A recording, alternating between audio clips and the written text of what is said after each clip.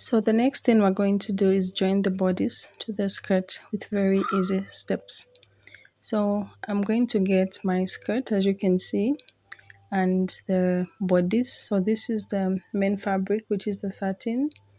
So I'm just going to place them next to each other. Then we're going to stitch them together. So this is the skirt part and the bodice. So I'm going to do the same with the lining. So this is the lining bodice and the lining skirt. I'm going to join them together with a straight stitch. So I'm just going to take everything to the sewing machine. I'm going to join the lining and the fabric bodice, which is the satin, and the fabric skirt, which is the satin.